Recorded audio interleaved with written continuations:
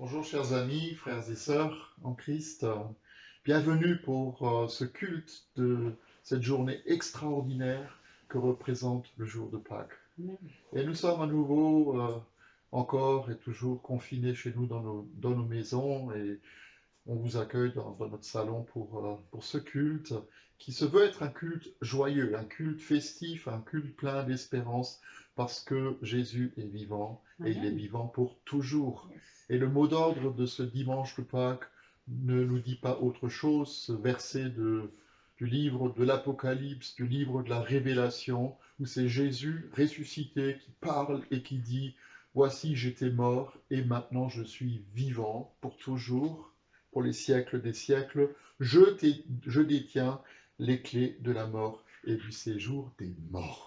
Le Christ est ressuscité, Amen. et comme le disent nos frères orthodoxes, il est vraiment ressuscité, il est vraiment ressuscité. Et je vous invite aussi à le dire, si vous êtes à plusieurs dans votre maison, à vous le dire l'un à l'autre, le Christ est vraiment ressuscité. Alors bienvenue à vous, on se réjouit de célébrer ce culte dans notre salon avec vous. Et puis après le cantique de la résurrection, le cantique de Pâques, nous allons entrer dans notre culte. À toi la gloire, ô ressuscité. À toi la gloire, ô ressuscité. À toi la victoire pour l'éternité. Brillant de lumière, l'ange est descendu.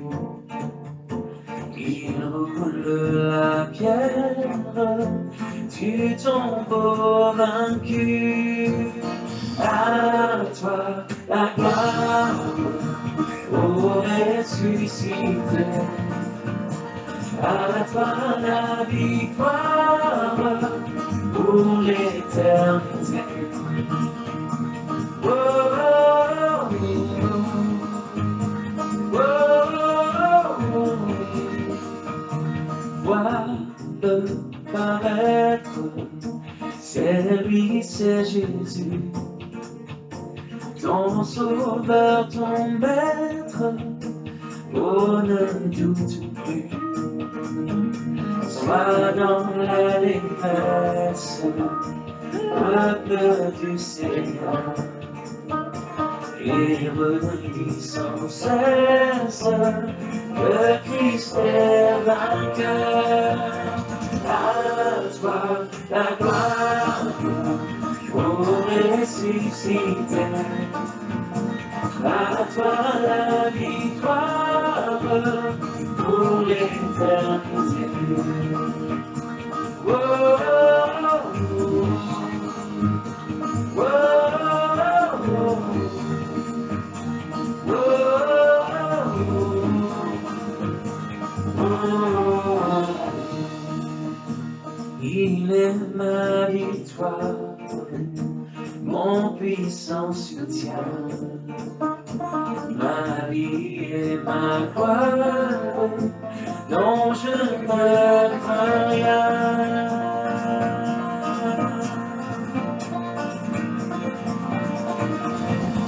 À toi la gloire, pour ressusciter. À toi la victoire pour l'éternité. Oh, à toi la gloire pour ressusciter. À toi la victoire pour l'éternité. Oh, oh,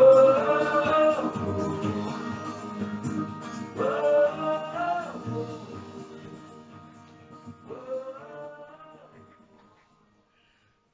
Si vous ouvrez vos Bibles en plein milieu, vous tombez sur les psaumes.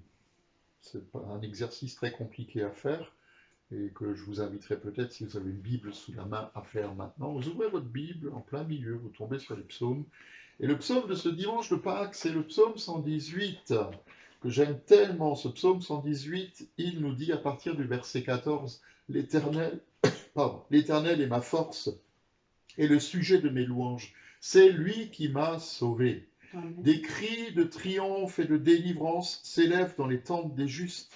La main droite de l'Éternel agit avec puissance. La main droite de l'Éternel est élevée. La main droite de l'Éternel agit avec puissance. Je ne mourrai pas, mais je vivrai. Et je raconterai ce que l'Éternel a fait.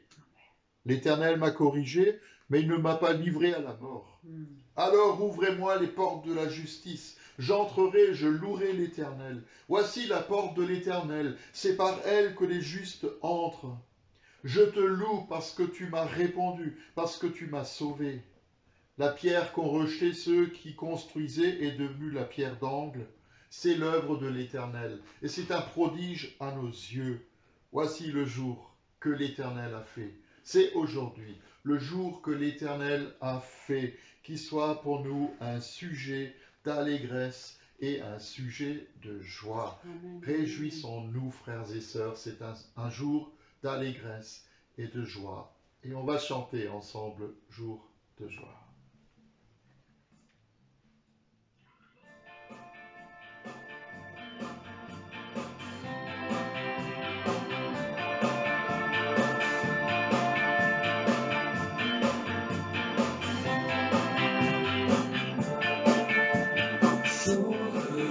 Jour de victoire, il est temps seul maintenant de retirer des vents de eau. Il me saisit et me délivre. L'Éternel est mon appui devant tous mes ennemis. Il se lève avec éclat et il marche devant moi. Jour de joie, jour de victoire, il est temps seul maintenant me retire des grandes eaux. Il me saisit et me délivre. L'Éternel est mon appui devant tous mes ennemis. Tu se lèves avec éclat et il marche devant moi.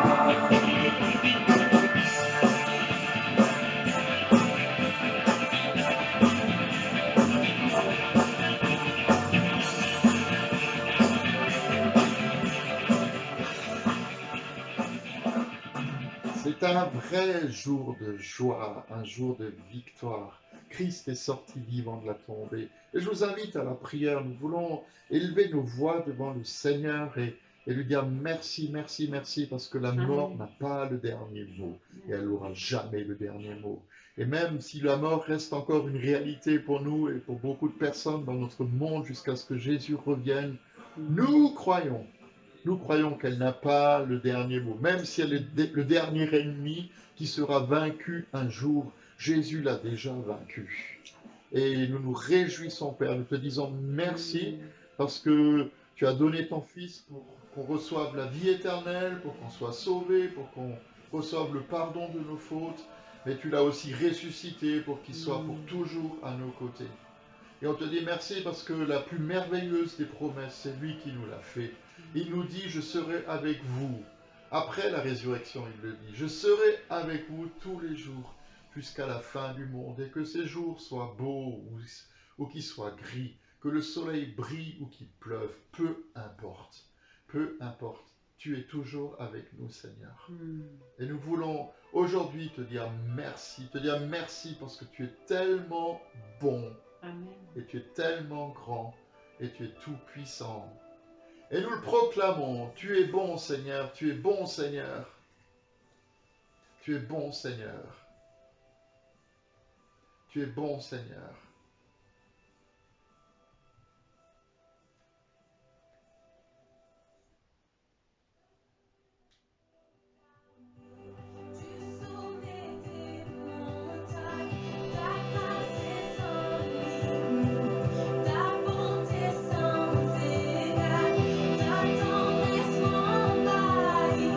Ta bonté me poursuit, ton amour est merveilleux.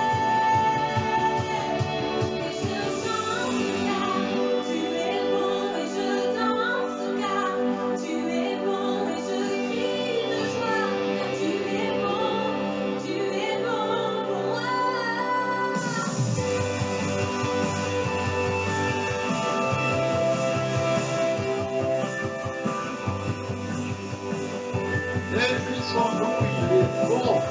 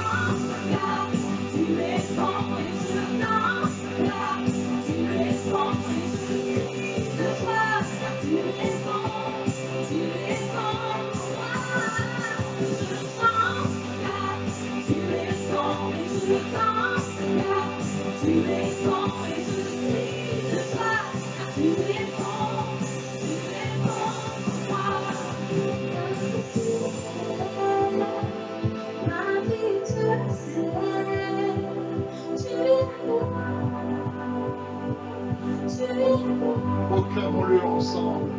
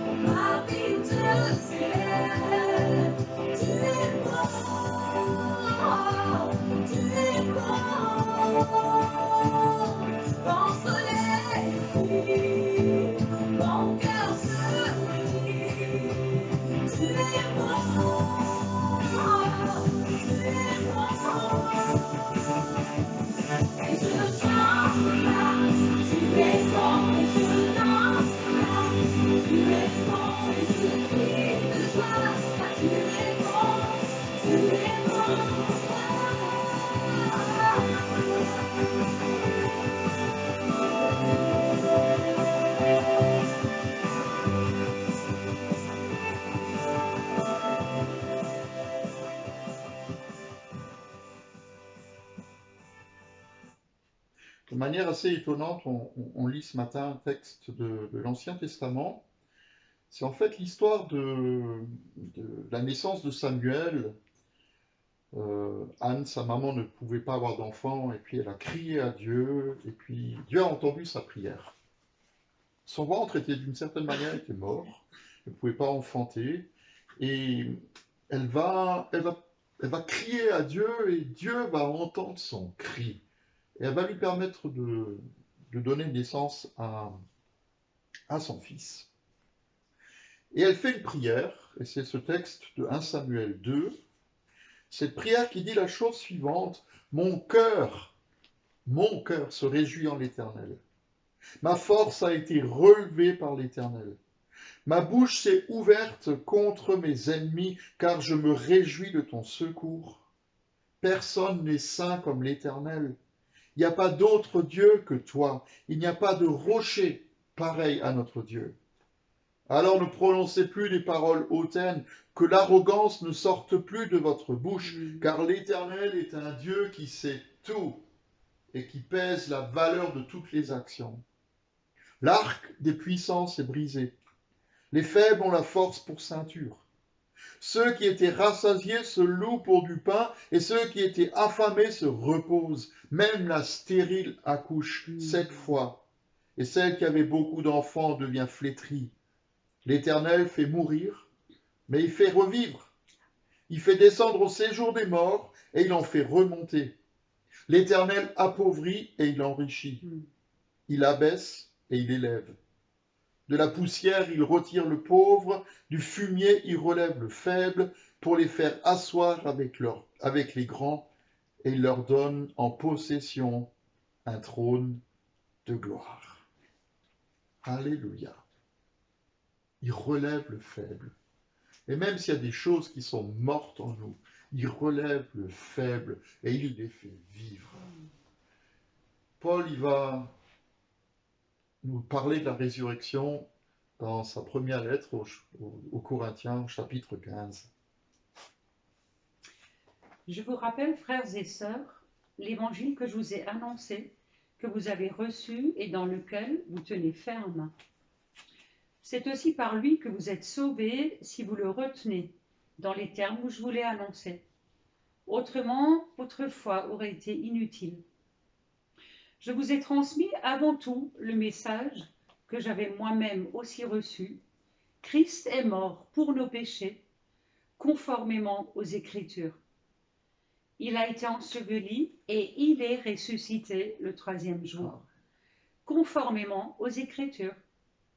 Ensuite, il est apparu à Céphas, puis aux 12.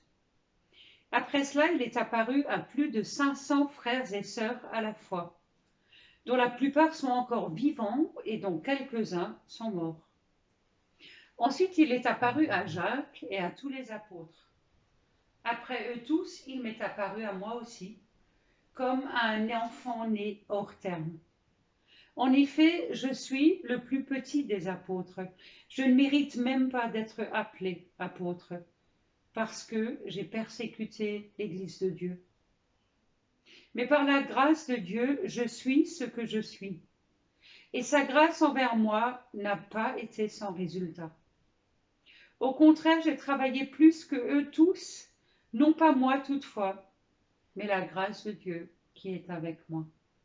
Ainsi donc, que ce soit moi ou que ce soit eux, voilà le message que nous prêchons, et voilà aussi ce que vous avez cru. Voilà ce que nous croyons. La première confession de foi de l'Église était la plus simple qui soit, c'était « Nous croyons en Jésus-Christ, crucifié et ressuscité ». C'est le centre de notre foi. Et aujourd'hui, parce qu'il est vivant, nous pouvons proclamer qu'il est le roi des rois et le Seigneur des seigneurs. Christ est roi.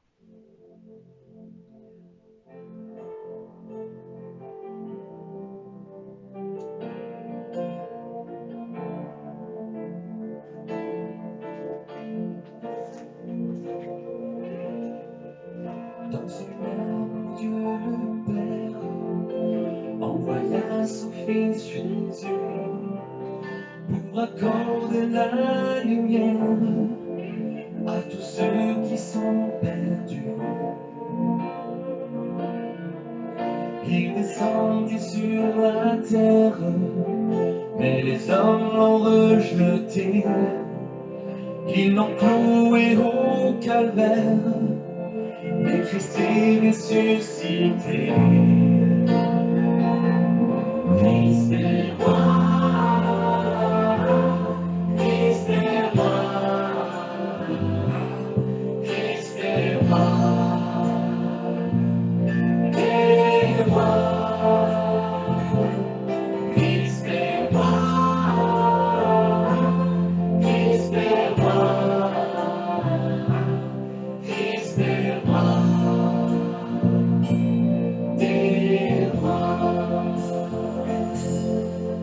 Les croyants de tous les âges sont sur leur cœur. Dans l'épreuve, ils gardent courage, car Dieu est un sauveur. Ils vont peur toute la terre, annoncer le Fils aimé, qui peut porter leur bannière sur laquelle il est écrit. Christ est roi, Christ est roi, Christ est roi, c'est roi, Christ est roi, Christ est roi, Christ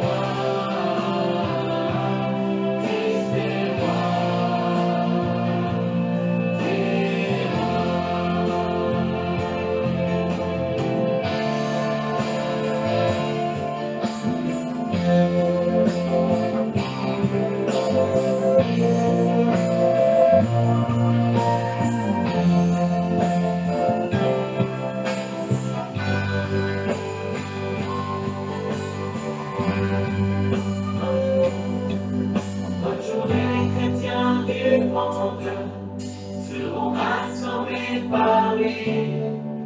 Ils sortiront de la tombe, car en lui ils ont la vie.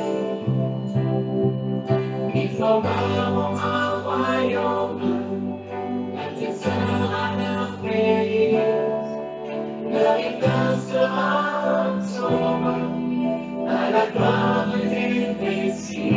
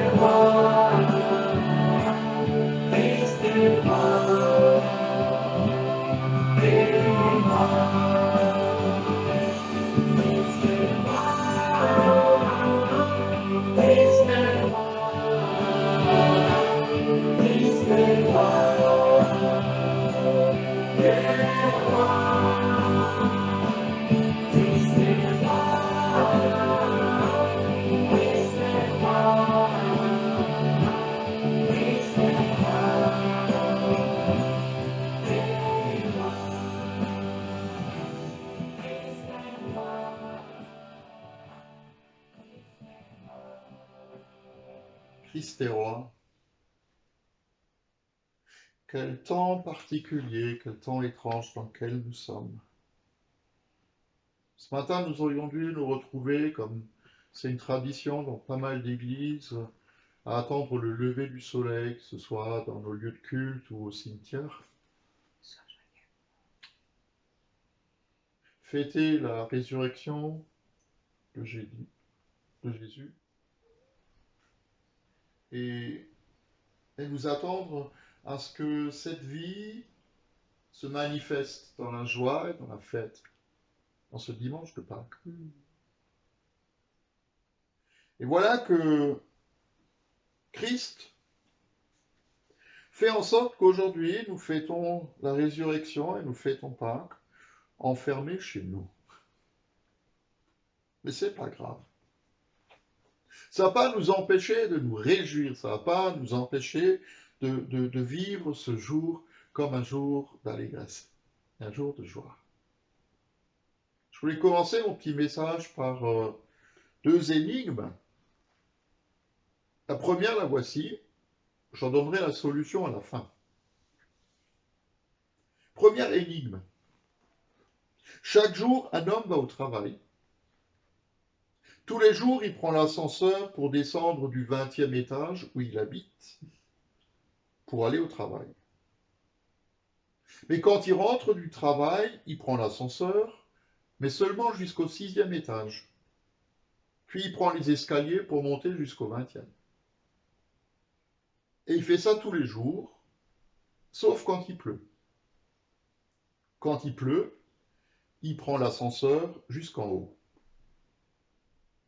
Pourquoi ?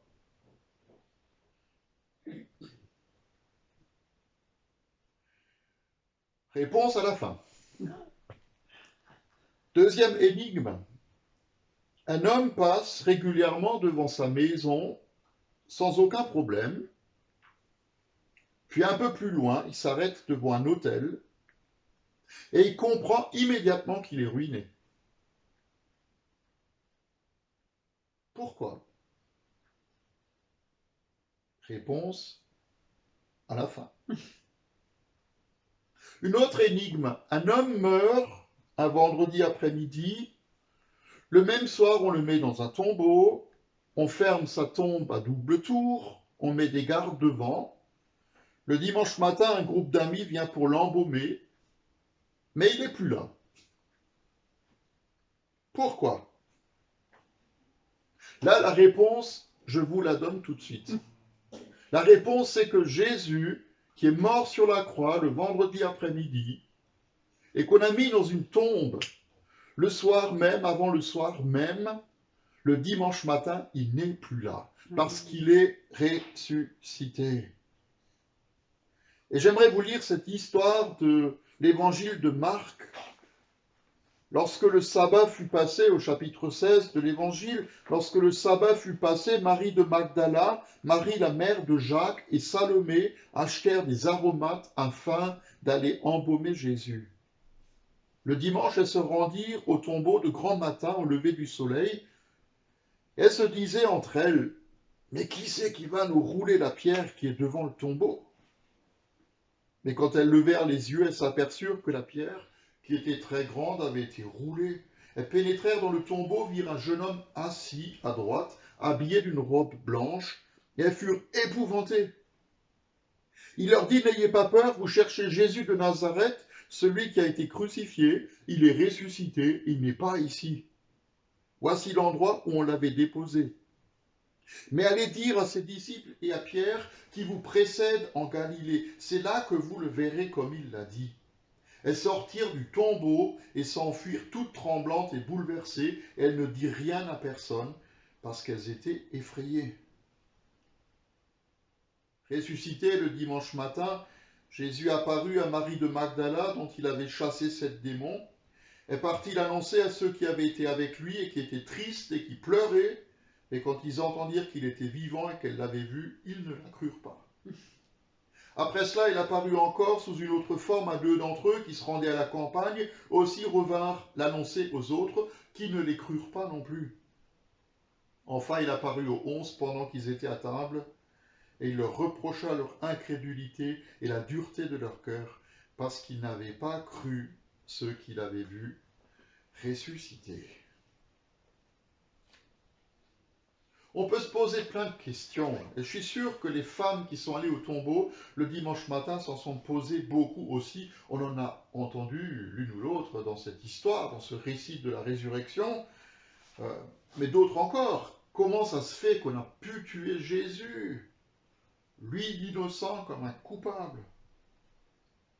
Puis il y a des questions pratiques. Comment on va faire pour rouler la pierre qui est tellement lourde et tellement grande de l'entrée du tombeau? Plein de questions. Et puis quand elles arrivent sur place, voilà que tout d'un coup, ces questions, elles sont rien à côté de ce qu'elles voient. Les soldats couchés par terre, nous dit l'évangile de Matthieu, comme morts, la pierre est roulée, des anges qui parlent, un tombeau vide. Et quand elles obéissent à l'ordre de Jésus d'aller annoncer, de raconter aux disciples qui sont planqués dans leur trou que Jésus est ressuscité, ils ne les croient pas. Ce qui d'ailleurs, entre parenthèses, est une des preuves de la résurrection, puisqu'aucun livre au monde n'aurait accepté qu'on y mette le témoignage de femmes pour attester d'une chose, puisque le témoignage d'une femme n'avait aucune valeur juridique aux yeux des hommes, d'un tribunal ou de la société au temps de Jésus. C'est une des preuves de la résurrection. Et alors, quand les disciples entendent les femmes leur dire « Jésus n'est plus là », comment est-ce qu'ils les ont traitées de folles, d'hallucinées, qui ont dû prendre quelque chose?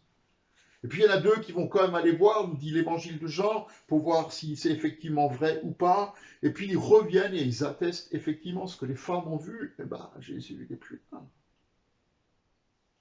Et chacun d'entre eux, comme chacun d'entre nous, doit décider de répondre à cette question.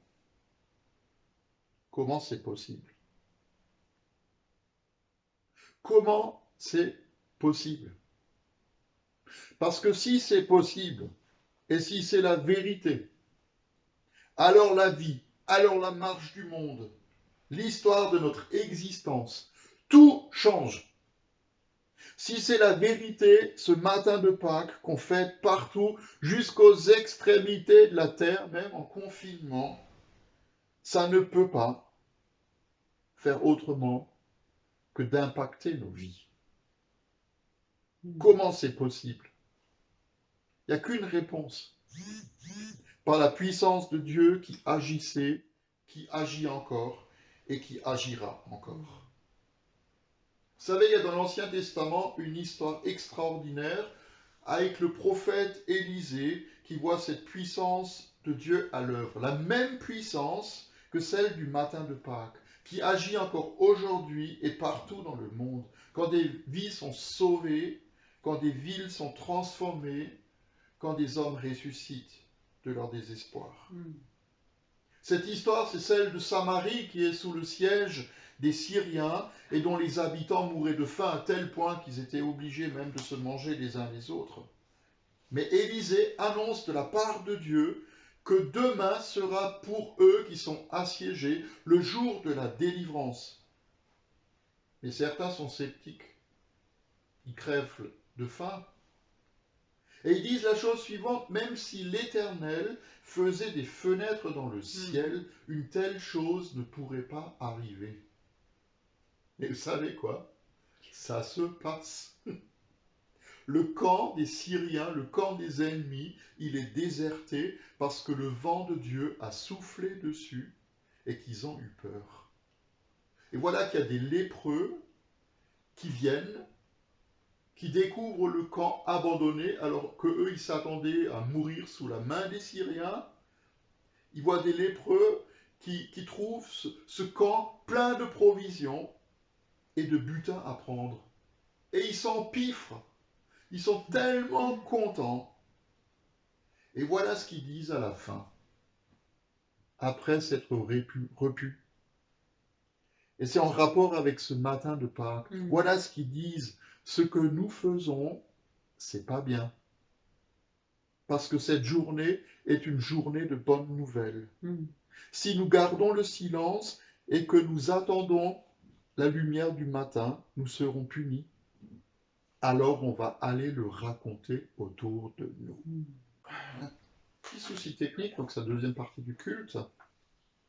Donc j'en étais à ces lépreux qui sont allés prendre le butin dans le camp des Syriens et qui vont dire ce que nous faisons, c'est pas bien, cette journée c'est une journée de bonnes nouvelles. Si nous gardons le silence et que nous attendons la lumière du matin, nous en serons punis, alors on va aller le raconter autour de nous. Et c'est ce qu'ils vont faire. Ils vont aller raconter autour d'eux, comme les femmes vont le faire. Vont raconter que Jésus est vivant. Vous savez pourquoi? Parce que Dieu peut ouvrir des fenêtres dans le ciel. Pas seulement pour qu'un jour on puisse y entrer, mais pour que lui, il puisse se montrer. On réalise de plus en plus que les choses peuvent aller tellement vite. Juste en un claquement de doigts, Dieu peut mettre des fenêtres dans le ciel. Il peut le faire aussi. Aujourd'hui, on s'en rend bien compte ces dernières semaines ou même ces derniers jours que rien n'est plus comme avant. Tout a été mis sens dessus-dessous. Et que nous prions aussi que beaucoup de choses, une fois que ce sera terminé, ne soient plus les mêmes après. Nous prions surtout pour que la même puissance qui a sorti Jésus de la tombe se manifeste sur notre terre. La même puissance qui a fait ressusciter Jésus est celle qui agit aujourd'hui. Et c'est celle qui fera aussi nous lever et nos bien-aimés dans la foi de nos tombes un jour. Quand on regarde l'histoire de la Semaine Sainte, on ne peut pas dire que c'est juste une histoire comme une autre, de choses banales et ordinaires. Un gars qui a été arrêté parce qu'il prêchait mal, qu'on a condamné à mort, qui a été exécuté, qu'on a mis dans une tombe, et puis terminé. Non, c'est pas une histoire banale. Parce qu'il se passe de drôles de choses ce jour-là. Et même les suivants. Et c'est inhabituel de voir combien la puissance de Dieu était à l'œuvre, combien elle s'est manifestée de cette manière-là. Les ténèbres couvrent la terre tremble, des tombeaux s'ouvrent, des morts se promènent dans la ville sainte, le voile du temple se déchire, un ange descend rouler la pierre. De nouveau la terre qui tremble, les gardes qui tombent en syncope. Jésus qui sort vivant, pas seulement du tombeau, mais aussi du séjour des morts. Ça, c'est Vendredi Saint, et ça, c'est Pâques. La puissance de Dieu est à l'œuvre. Et cette puissance de vie, et cette puissance de résurrection, nous la portons en nous. Vous savez, pour les Juifs, la vie du temple, c'était le centre de tout, c'était l'essentiel. Toute la vie religieuse tournait autour de lui. Et quand on voit l'esplanade aujourd'hui à Jérusalem, on peut s'imaginer ce qui s'y passait. Comment c'était? On allait au temple, on priait au temple. C'est là qu'était la présence de Dieu. C'était un endroit qui était à la fois magnifique, extraordinaire, et en même temps un lieu terrible à cause de ces trafics. Et voilà que Jésus arrive le dimanche des Rameaux, il rentre dans le temple, il dit c'est la maison du Père, la maison de prière pour toutes les nations. Vous en avez fait un repère de voleurs et de brigands. Il prend le balai, il chasse les vendeurs du temple, il nettoie la maison, il met le bazar.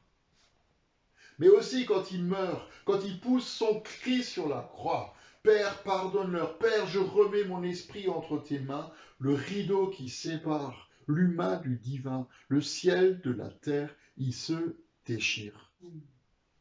Avant que Jésus meure, la gloire et la puissance de Dieu étaient cachées, confinées comme nous, mais dans le temple. Mais quand Jésus meurt, elle est libérée, elle sort avec puissance. Et quand elle sort, la terre se met à trembler. Il y a eu tellement de vie qui a jailli de la mort de Jésus que les morts eux-mêmes dans les tombes sont revenus à la vie. La mort ne pouvait pas rester en place parce que la vie de Dieu se manifestait. Ces morts qui viennent se promener, nous dit l'évangile de Matthieu au chapitre 27, qui étaient morts peut-être depuis longtemps, ils sont vivants. Parce que la vie a triomphé. Elle a triomphé de ce qui les tenait captifs. Et c'est la même puissance du Saint-Esprit qui n'a pas pu retenir Jésus prisonnier. Alléluia de la mort. La première prédication de Pierre, le jour de la Pentecôte, il leur dit la chose suivante dans les Actes au chapitre 2, Dieu l'a ressuscité. Dieu a ressuscité Jésus en le délivrant des liens de la mort, car elle ne pouvait pas le retenir. La mort a voulu le lier pendant une nuit, un jour, peut-être 2 jours, mais le 3e jour, elle n'a pas résisté. Elle a résisté comme elle a pu, mais ça n'allait plus. Et quand Dieu il a dit stop, alors tout était terminé. La terre tremble et Jésus sort victorieux pour la vie éternelle. Comme nous un jour, on va sortir victorieux pour vivre éternellement à ses côtés. Le même Pierre qui a prêché à Pentecôte, il écrit dans sa première lettre au chapitre 3, « Jésus le juste a souffert pour des injustes, afin de vous conduire à Dieu. Nous étions injustes, mais il est mort pour nous, pour que nous puissions être conduits à Dieu. Il a souffert une mort d'homme, mais il a été rendu à la vie par l'Esprit. C'est alors aussi qu'il est allé proclamer la vie aux esprits en prison, ceux-là même qui avaient été rebelles autrefois. C'est l'esprit de vie qu'il a ressuscité. Et c'est le fondement, la pierre angulaire de notre foi, comme nous l'avons entendu dans le psaume 118 tout à l'heure. C'est la pierre centrale de ce que nous croyons. Alors se pose une question. Pourquoi notre foi chrétienne est parfois si faible ? Pourquoi est-ce qu'elle se montre ou ne se manifeste pas plus ? Pourquoi la vie de résurrection ne se montre pas davantage ? Sans doute parce que nous n'avons pas compris quelque chose. J'ai parlé du temple qui voit la gloire et la puissance de Dieu être libérés à la mort et à la résurrection de Jésus. Mais aujourd'hui, ce temple-là, c'est nous. Nous sommes aujourd'hui ce temple. Paul écrit dans la première aux Corinthiens, « Ne savez-vous pas que vous êtes le temple du Saint-Esprit et que l'Esprit de Dieu habite en vous ?» La parole de Dieu le dit. Nous portons en nous la même puissance de vie qui s'est montrée le matin de Pâques. Et le rêve qui va se réaliser, et moi je le crois, demain ou après-demain, c'est que nous vivions les mêmes choses que du temps des premiers témoins. La puissance de Dieu à l'œuvre, la puissance de la vie et de la résurrection à l'œuvre. Quand Pierre est mis en prison, parce qu'il prêche l'évangile, la bonne nouvelle que Jésus est vivant, et que l'Église de son côté prie, la terre se met à trembler, et les chaînes des prisonniers tombent, les portes s'ouvrent. La puissance de vie est à l'œuvre en nous, pour nous, et pour ceux qui nous entourent. La puissance de vie qui a ressuscité Jésus d'entre les morts veut demeurer en nous. Toute la question qui se pose à nous aujourd'hui, en ce jour de Pâques, c'est est-ce que nous la voulons ? Est-ce que nous voulons que cette vie de résurrection se manifeste en nous ? Et je voulais terminer mon petit message en nous rappelant ce que Paul écrit dans la lettre aux Éphésiens au 1er chapitre, à partir du verset 17. Je prie que le Dieu de notre Seigneur Jésus-Christ, le Père de gloire, vous donne un esprit de sagesse et de révélation qui vous le fasse connaître. Je prie qu'il illumine les yeux de votre cœur pour que vous sachiez quelle est l'espérance qui s'attache à son appel, quelle est la richesse de son glorieux héritage au milieu des saints, et quelle est l'infinie grandeur de sa puissance qui se manifeste avec efficacité par sa force envers nous qui croyons. Cette puissance, il l'a déployée en Christ en le ressuscitant, quand il l'a fait asseoir à sa droite dans les lieux célestes, au-dessus de toute domination, de toute autorité, de toute puissance, de toute souveraineté et de tout nom qui puisse être nommé, même s'il s'appelle coronavirus. Non seulement dans le monde présent, mais encore dans le monde à venir. Il a tout mis sous ses pieds, même les pandémies, même la maladie. Et il l'a donné pour chef suprême à l'Église qui est son corps. La plénitude de celui qui remplit tout en tous. Amen. Que la puissance de Dieu se manifeste en nous. Et nous allons, dans la joie, la reconnaissance, dans l'allégresse, chanter, entendre et chanter. Il est sorti du tombeau.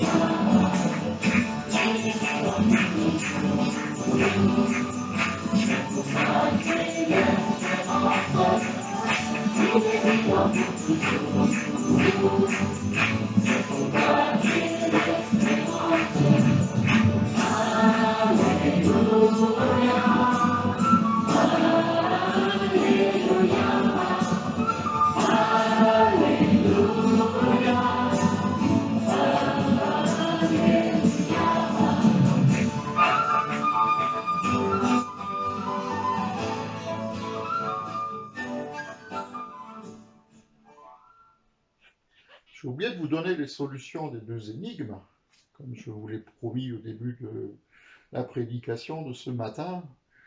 Cet homme qui va au travail, qui habite au 20e étage et qui prend l'ascenseur pour aller à son travail, quand il revient du travail, il ne prend l'ascenseur que jusqu'au 6e étage et puis le reste il le fait à pied en prenant l'escalier, sauf le jour où il pleut. En fait, cet homme, c'est juste un homme de petite taille qui est incapable d'appuyer sur le bouton plus haut que le 6, sauf le jour où il pleut, où il peut prendre son parapluie pour appuyer sur le bouton numéro 20. Et puis la deuxième énigme de cette maison, de cet homme qui passe souvent devant sa maison sans aucun problème, et puis qui en s'arrêtant devant un hôtel réalise qu'il est ruiné, c'est tout simplement quelqu'un qui joue au Monopoly. Voilà, j'espère que vous y jouez pas trop, en tout cas que le Seigneur nous garde aussi dans la joie de la résurrection et de Pâques. Et cette joie, nous allons continuer à la célébrer en partageant le repas du Seigneur. Et comme j'ai l'habitude de le dire, si vous n'avez pas encore préparé de pain, préparé la coupe pour partager avec nous le pain et le vin, ou le jus de raisin, vous appuyez sur stop sur votre portable, votre ordinateur, votre télé, peu importe le matériel que vous avez, préparez ce qu'il vous faut et nous allons partager ensemble ce repas. Il y a une histoire extraordinaire dans ce récit de Pâques aussi chez Luc au chapitre 24. C'est quand Jésus est ressuscité le matin de Pâques. Il va rencontrer deux disciples qui sont en route pour retourner dans leur village. Et puis il va les accompagner incognito et faire un bout de chemin avec eux. Et puis il lui raconte tout ce qui s'est passé à Jérusalem. Et puis lui, il fait semblant de ne pas connaître l'histoire alors qu'il est le centre évidemment de sa propre histoire. Et puis à un moment donné, il leur dit, mais est-ce que vous ne comprenez pas hein, tout ce qui s'est passé? Ça a été annoncé dans la parole. Homme sans intelligence, dont le cœur est lent à croire tout ce qu'ont dit les prophètes. Ne fallait-il pas que le Messie souffre et qu'il entre dans sa gloire? Puis en commençant par les écrits de Moïse et continuant par ceux de tous les prophètes, et moi j'aurais bien aimé assister à cette explication biblique, il leur a expliqué dans toutes les Écritures ce qui le concernait. Et lorsqu'ils furent près du village où ils allaient, il parut vouloir aller plus loin, mais ils l'ont retenu avec insistance, en disant « Reste avec nous, car le jour, la nuit, le soir approche, le jour est déjà sur son déclin. » Alors il entra pour rester avec eux. Et pendant qu'il était à table avec eux, il prit le pain, et après avoir prononcé la prière de bénédiction, il le rompit et le leur donna. Et alors leurs yeux se sont ouverts et ils l'ont reconnu. Et moi, je prie avec Astrid ce matin, qu'en partageant le pain et en partageant la coupe du salut, nos yeux s'ouvrent. Et que la puissance qui a ressuscité Jésus d'entre les morts nous réveille aussi. Que les écailles tombent de nos yeux si elles ont besoin de tomber. Que la force de la vie entre en nous. Que nous ayons et que nous soyons en communion avec lui, le roi des rois et le seigneur des seigneurs. Mais aussi malgré les distances, malgré les enfermements et les confinements, que nous soyons en communion les uns avec les autres. Que nos yeux s'ouvrent et que nous le voyons à l'œuvre aujourd'hui et demain. Et nous te prions, Seigneur. Nous te prions, Seigneur, que tu viennes te montrer au travers du pain que nous partageons. Nous prions, Seigneur, que en partageant la coupe qui est la nouvelle alliance en ton sang qui est versée pour nous, nos yeux s'ouvrent et que nous soyons capables de te voir à l'œuvre en nous, autour de nous et même dans le monde. Aujourd'hui, le monde, il est un peu dans la détresse ou même beaucoup dans la détresse. Et moi, je crois qu'il suffit que tu dises un mot et tout est changé. Amen. Et nous prions qu'en étant en communion avec toi et les uns avec les autres, nous soyons fortifiés dans notre foi, dans notre espérance et dans notre amour pour toi et pour les autres.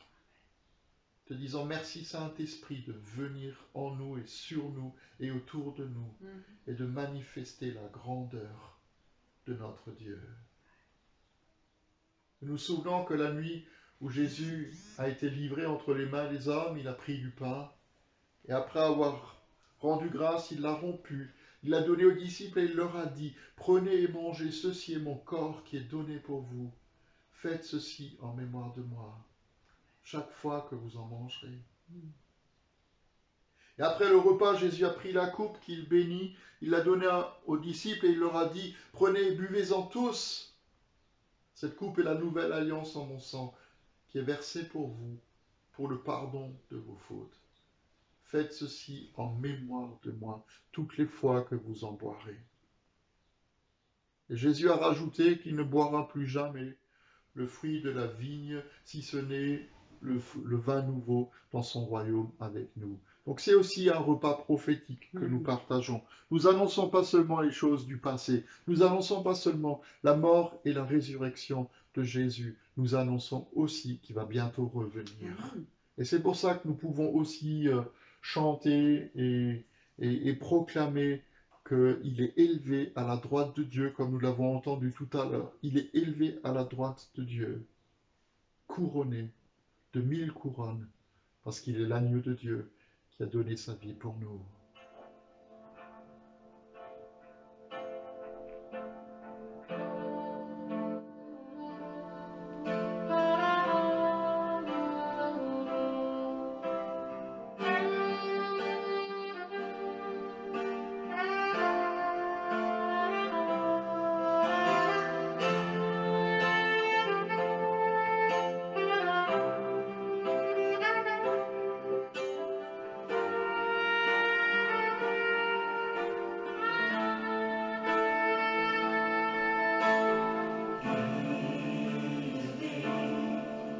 À la droite de Dieu,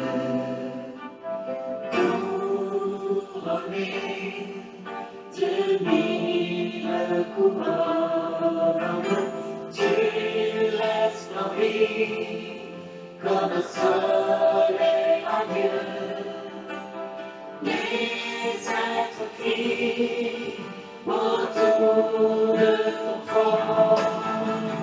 À l'agneau de Dieu, soit la gloire. À l'agneau de Dieu, la victoire. À l'agneau de Dieu, soit le règne pour les siècles. Amen. Esprit Saint et l'épouse fidèle disent bien, c'est le cœur qui appelle. Viens, ô Jésus, toi l'époux bien-aimé, tous tes élus ne cessent de chanter. À l'agneau de Dieu, soit la gloire. À l'agneau de Dieu, la victoire. À l'agneau de Dieu, soit le règne pour tous les siècles.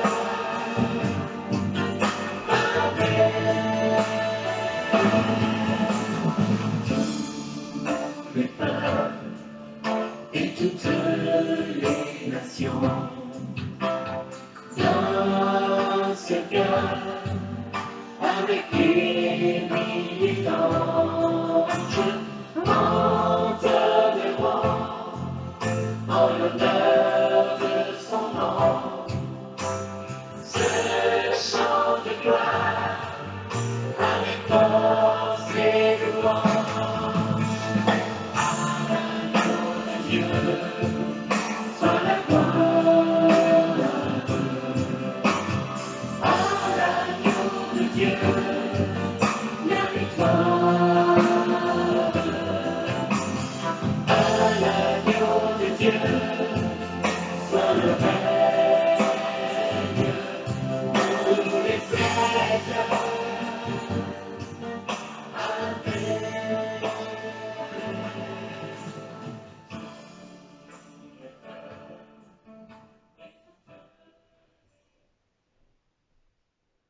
On prie que ce soit le Seigneur qui préside la table, que ce soit lui qui rompe le pain devant nous, pour que nos yeux s'ouvrent.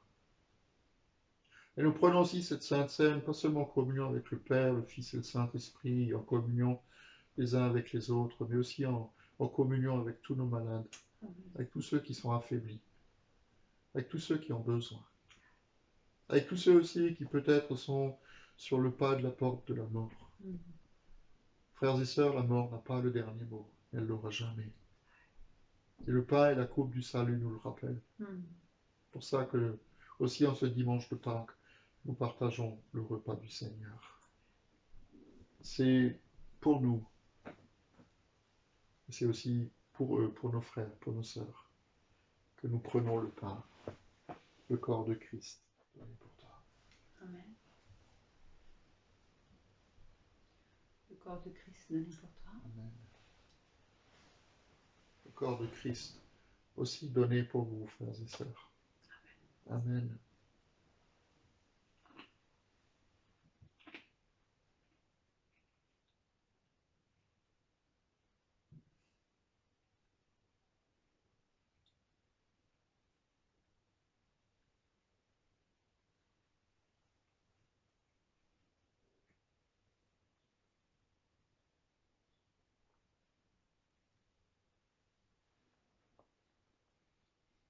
Et nous partageons la coupe du salut que nous élevons, parce que c'est le sang de Christ qui est versé pour nous, pour le pardon de nos fautes.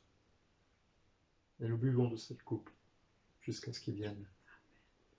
Et il vient bientôt. Amen.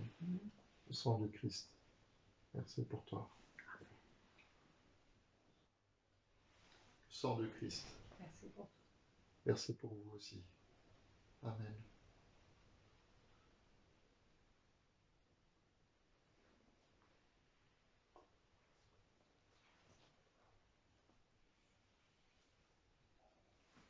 Merci Père pour le miracle de Pâques.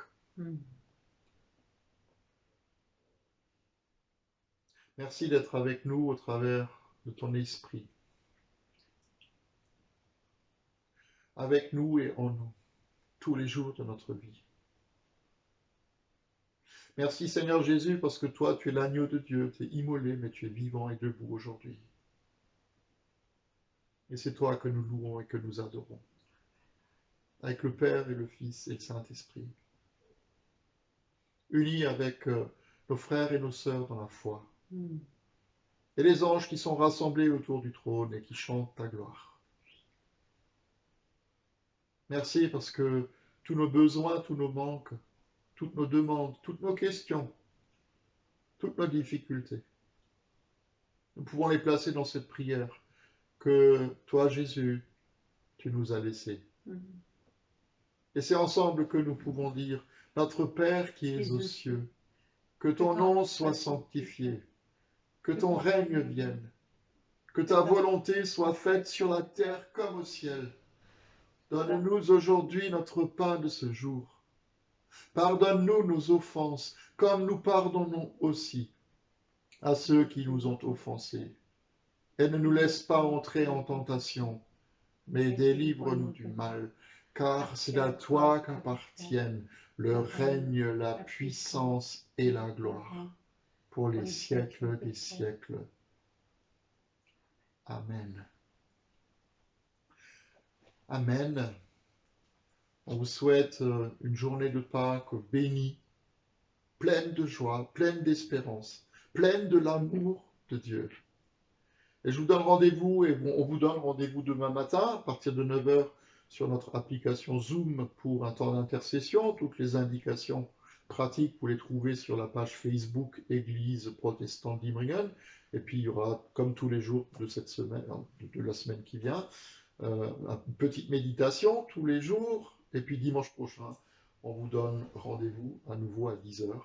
Je l'espère sans problème technique cette fois-ci, pour le culte de ce dimanche après Pâques. Bonne journée à vous et nous terminons notre culte par un chant d'envoi qui est en même temps aussi un chant de bénédiction. Jésus, je te suivrai, que ce soit vraiment aussi notre prière. Dans la joie, quand le soleil monte sur les monts, ta présence abonde. Jésus, je te suivrai dans la terre, quand mon âme sombre, dans la vallée du deuil et de l'ombre.